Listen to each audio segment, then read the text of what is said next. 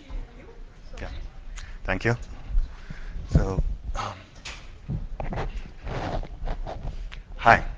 I'm going to present Virtual Timeline, a formal abstraction for verifying preemptive schedulers with temporal isolation. This is joint work with Lionel, Zhong, David, Ronghui, David, Jungwen, and Mengqi.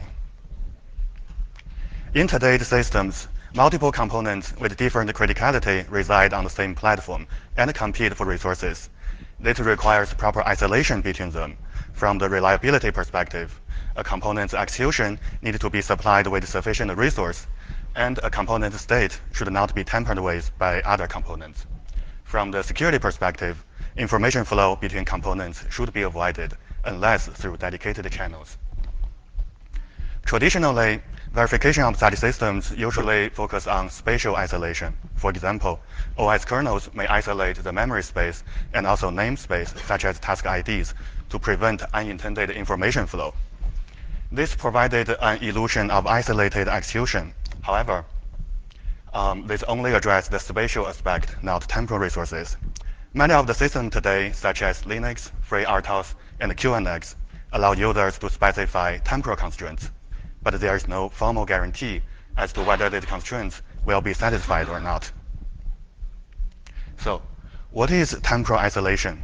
So temporal isolation means preventing threads from one component affecting the timing constraints of threads in other independent components.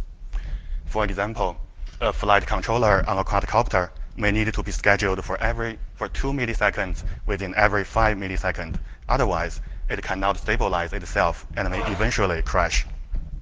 This is trivial if it's the only task in the system. However, if there's another task in the system, it might occupy too many time slots and eventually cause the flight controller to miss its deadline. So temporal isolation guaranteed that this 2 milliseconds out of every 5 millisecond requirement is always satisfied, even if the flight controller is scheduled alongside with other tasks in the system. This is usually achieved by adopting a real-time scheduler to multiplex the processor among different tasks. One of them is the budget-enforcing fixed priority scheduler. Under this setting, each task is assigned a fixed priority, and it declares its period and budget. At any time instant, the scheduler will select the highest priority task that has not used up its budget. For example, task tau 0 has the highest priority in the system, so it can never be preempted by other tasks. Task tau 1 can only be scheduled if task tau 0 has finished. Similarly, task tau 2 can only be scheduled if both task tau 0 and tau 1 are finished. So proving temporal isolation properties relies on reasoning about the scheduler's algorithmic property, which is challenging on the following aspect. Firstly, a scheduling algorithm requires sophisticated algorithmic reasoning. For example, to prove that a task will always receive its full budget within each period, we have to consider all possible ways it can be preempted by other tasks, and show that the amount of preemption is actually sufficiently bounded by the budget constraints of other tasks. Secondly, isolation requires decomposition, but different components interfere with each other. For example, in partition scheduling, different partitions influence the exact schedule of each other, but the tasks within a partition should still exhibit the same behavior regardless of other partitions. Lastly, unlike spatial isolation, temporal isolation usually mixes the virtual and the physical domain, making it much harder to prove. To address the above challenges, we present virtual timeline, a formal abstraction for specifying and reasoning temporal behaviors. It is adapted from the supply and demand function used in the real-time community, and it connects with the concrete scheduler implementation in a real-time OS kernel. In this way, all the properties proved on the high level will carry down to the generated assembly code of the system. So using virtual timeline, we reason about the behavior of a scheduler and prove related isolation properties. For fixed priority scheduling, we prove schedulability analysis of tasks, and also that a task is independent of lower priority ones. For partition scheduling, we prove that the local schedule of tasks inside a partition is independent of other partitions. As a case study, we connect this virtual timeline abstraction to a verified OS kernel, and we build on top of the single processor non-preemptive version of CertiKOS. We extend its machine model with user-level preemption, and we implement and verify a real-time scheduler on top of it. We prove that different components indeed enjoy both temporal and spatial isolation. During the rest of the talk, I will first give an overview of the framework, then discuss how we use virtual timeline in fixed priority scheduling, partition scheduling, and then evaluate our proof effort and conclude. So on the left-hand side is a verified OS kernel developed using the abstraction layer approach. It has a concrete scheduler implemented in C and assembly code. Then,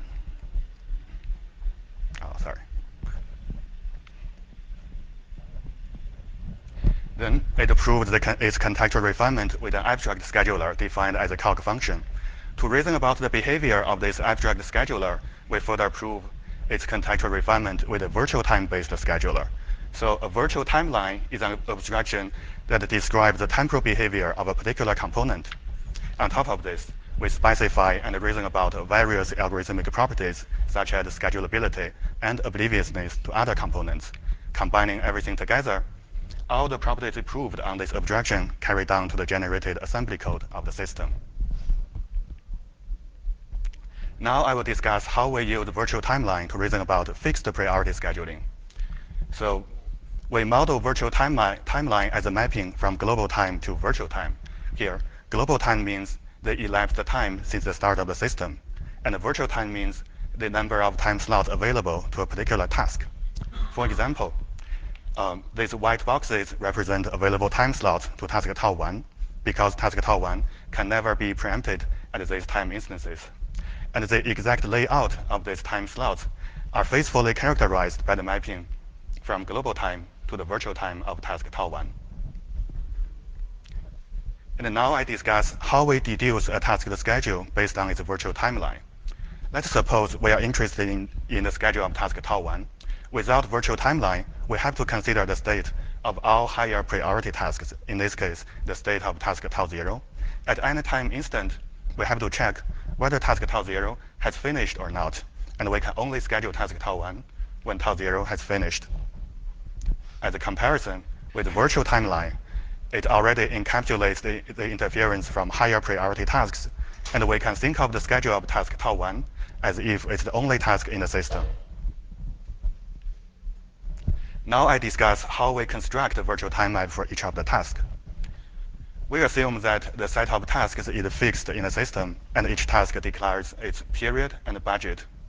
For the highest priority task, its virtual time map is identity map, because it can never be preempted by other tasks. And for task tau 1, we take the time map for task tau 0, remove all the slots occupied by tau 0, and all the remaining time slots are available to task tau 1. Similarly, we remove all the time slots occupied by task tau 1 to obtain the available slots for task tau 2. In this way, we construct a virtual time map for each of the tasks in decreasing order of priority. Finally, I discuss how we reason about schedulability using this virtual timeline abstraction. Schedulability is defined as follows.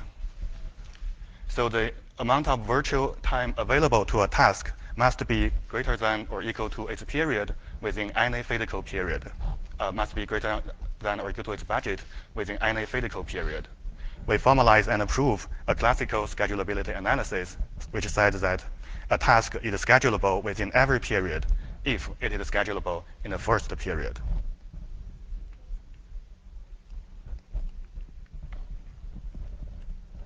Now I briefly justify the formalization of time maps. So the mapping from global time to virtual time may sound unusual, but we can see that it enabled straightforward construction of time maps, and it makes it intuitive to specify and reason about temporal resources. And the fundamental constraint is that temporal properties are usually specified in physical periods, which do not necessarily map to regular virtual periods.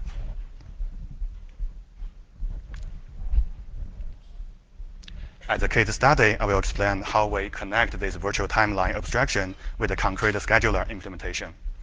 So we build on top of the single processor non-preemptive version of CertiKOS. We extend its machine model with user-level preemption, and we implement and verify a real-time scheduler on top of it. So we follow the CertiKOS approach and divide up the C scheduler into smaller pieces. For each of them, we formalize their functionality as a calc function and prove that this abstract function indeed captures all the behavior of the C implementation. And to reason about the temporal behavior of this scheduler, we further prove the refinement between this abstract scheduler and a virtual time-based scheduler. On the left-hand side, we use C code to demonstrate the functionality of the abstract scheduler. We can see that it maintains a quantum array for each of the tasks to record the number of remaining budget for each of the tasks. And the scheduler will refill the budget of a task at the beginning of the period, and then it iterates over all tasks. Then it iterates over all tasks and selects the highest priority ready task and decrements its quantum by 1 time slot. At the comparison, the virtual time-based scheduler only has to look into the virtual timeline of a task to decide whether it is schedulable or not. And we further prove that there is a connection between the quantum value and the virtual timeline of a task, so that these two schedulers always return the same result. And finally, we prove that it's actually sufficient to examine a task's virtual timeline to decide its schedule. In this way, we connect the virtual timeline of a task to the concrete scheduler implementation, and all the properties proved on this virtual timeline abstraction carry down to the generated assembly code. This works when a task has to use up its budget within every period. But we also introduce a system call to allow a task to finish early and relinquish its quantum to other tasks. Its implementation is straightforward. We just set the quantum value to 0. But on the reasoning side, we have to parameterize the computation of time map with an oracle telling us the actual execution time within every period. And we prove that finishing early always preserved scalability of the system. In the end, we extend an existing non-interference framework with user-level preemption and combining it with the scalability analysis. We obtain a fully verified OS kernel with both temporal and spatial isolation. Now I discuss how we use virtual timeline to reason about partition scheduling. So here, we use dynamically scheduled partition as an example. Under this scenario, tasks are still scheduled according to their priorities. But in addition to task budget, a task is also subject to its partition budget. So at any time instant, the scheduler will select the highest priority task that has both remaining task budget and remaining partition budget. This is a useful scheme because it achieves a good balance between isolation and responsiveness. On the one hand, a high priority task is able to preempt other lower priority ones, even if they belong to a different partition. And on the other hand, a partition is always guaranteed its full execution time regardless of other partitions. We also observe that there is a common practice of designing the partition period to be a common divisor of its tasks periods. We prove that under this assumption, the local schedule of tasks is not affected by the behavior of other partitions. For example, partition pi 0 has a period of 5 and a budget of 2, and it accommodates 2 tasks, tau 0 and tau 2. If it's the only partition in the system, it will always occupy the first 2 time slots within every period. However, if there's another partition in the system, it will influence the exact schedule of pi 0, but we can observe that we prove that the way its tasks interleave with each other does not change. This is done by proving that the actual schedule of tasks equals we first compute the task schedule on this partition's timeline, and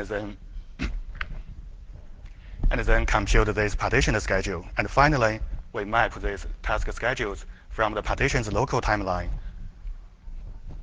to the global timeline. And using virtual time map, we formalize and prove it as follows. The actual schedule of a task equals the composition of its local schedule with the partitioned schedule. This is a brief overview of the proof structure. We have formalized the virtual time map, and built on top of it, we formalize and prove a schedulability analysis, and we prove that there is a contextual refinement between the abstract scheduler and the virtual time-based scheduler.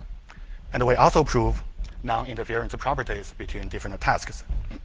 So even though the proof obligation may seem huge, we found that many of the existing proofs are actually reusable once we extend our OS kernel with partition scheduling.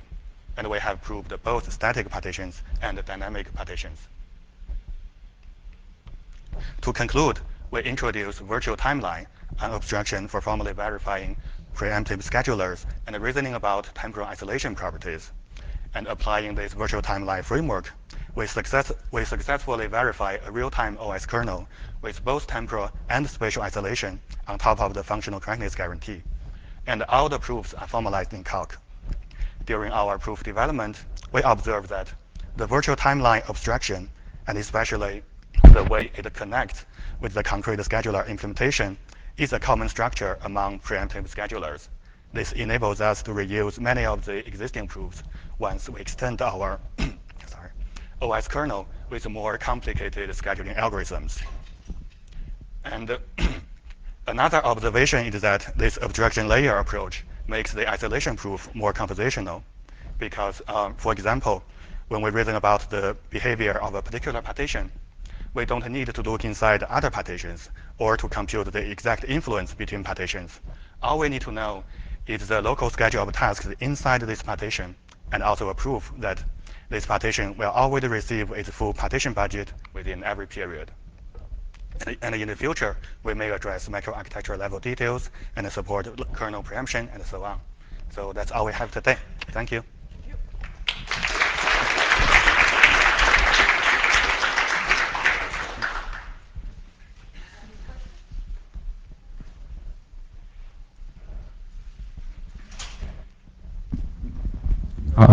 Yeah. So do you model the execution time of C program or assembly program itself or in the scheduler code?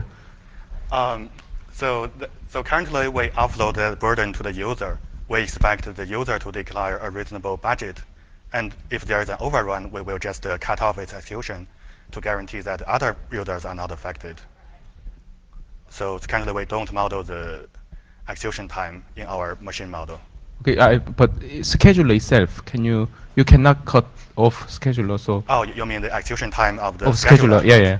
Yeah, that's another issue. So we do acknowledge that the kernel overhead also affects the schedulability of other tasks. So currently, we don't have that. We don't have exact WCET analysis of kernel overhead, but we believe that once there is a trustworthy WCET analysis, we can treat it as the highest priority task in the system so that the whole framework also applies.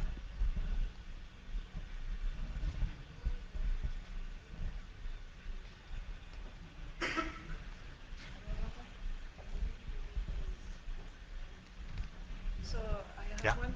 So you listed the challenges, and you told us that one of them was that this algorithm required sophisticated formal reasoning. So could you comment on that and tell us about difficulties you encountered? Yeah. So we have.